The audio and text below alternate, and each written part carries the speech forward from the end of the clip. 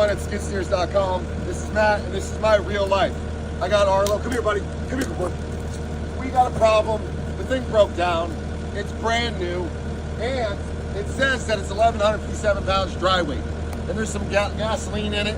We don't like gas. We like diesel around this part. But we do have a skid steer with severe duty, hydraulically adjusting pallet forks by Blue Diamond that are rated for 6,000 pounds. Isaac told me I could basically pick up anything I wanted. So I want to see if I can pick this thing up, because this is a good tester. So here we go. And then I'll show you the pallets. Man, do they move sweet. All right, guys.